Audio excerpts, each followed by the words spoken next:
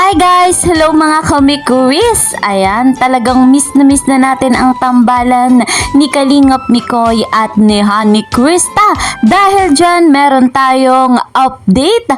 Aba, narito ang plano ni Kalingap Mikoy. Ngayong 2026, talagang iiyak ang mga basher. Muling magpapasaya ang tandem na Mikois at si Honey Krista. Sa videong ito mapapanood natin nagpakitang gilas. Ayan guys, bago natin tuluyang panoorin, ako po sa inyo'y bumabati ng good morning, good evening. Nasaan man kayo ngayon, nasa ibang bansa man o narito kayo sa Pilipinas, wala akong ibang hiling kundi sana nga po ay nasa maganda kayong kalagayan. At syempre special shout out sa solid supporters ng tandem na Mikois, sa buong team Kalingap at sa mga kasamahan ko po dyan sa Karepa Kalingap Reactor Partner. Special shoutout po sa inyong lahat. At dito rin po kay Madam Elizabeth Denabar at kay Madam Lilia Silvayas. Ayan, special shoutout po.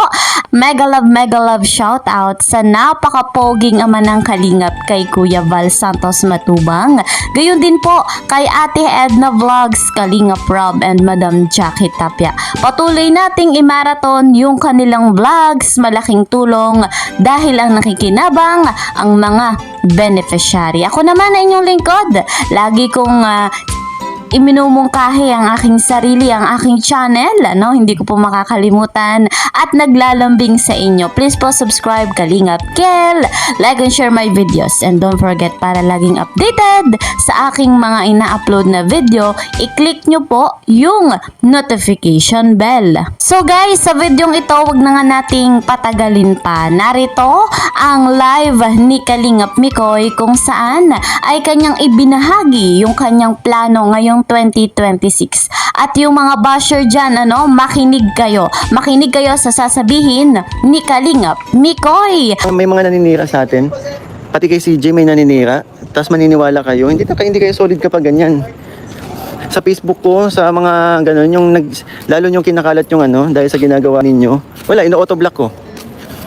Pasensya na po kung may mga na-block tayo, kasi yung ginagawa pa kasi ninyo, kinakalat pa ninyo lalo yung kay CJ, di ba? Ngayon sasamahan ka namin sa pagpupuyat. Nag-usap nga po kami ni CJ, nagtawanan lang kami. Dahil sa mga ganyan-ganyan ng mga naninira sa atin.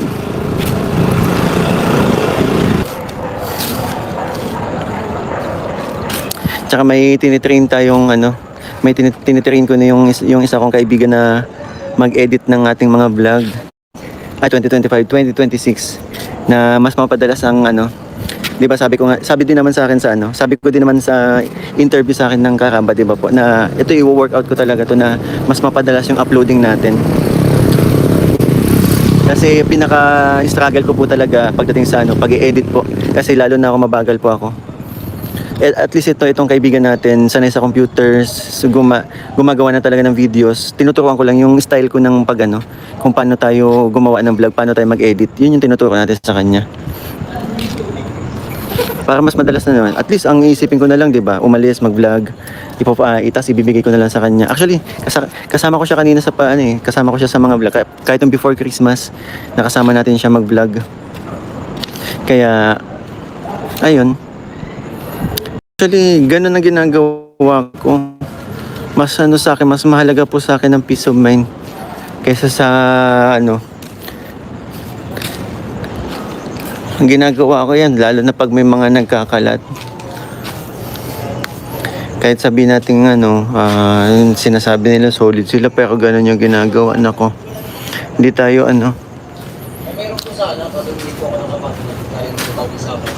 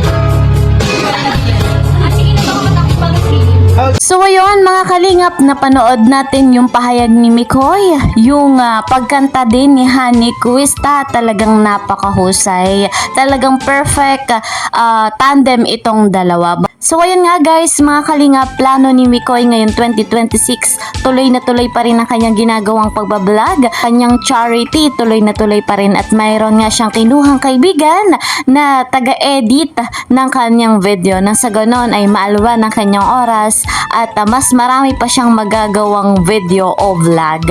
So malaking tulong kapag may taga-edit. Patuloy nga nating susuportahan si Kalingap Mikoy at si Crista. Hindi tayo papayag na sisirain nila na ganun na lamang ang tandem na Chris.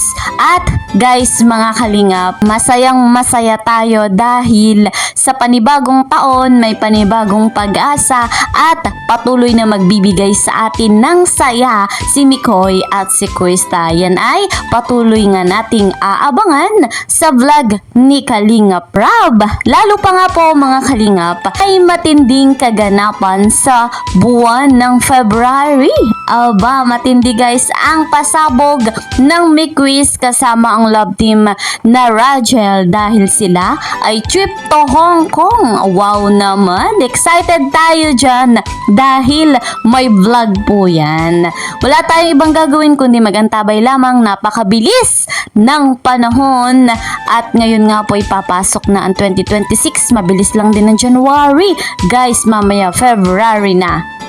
So, yung mga nasa Hong Kong dyan, yung mga solid supporters, abangan po natin ang Miquis kasama nga po ang love team na Rachel. So guys, yun nga po ang ating update dito sa tandem na Miquis. Bye-bye!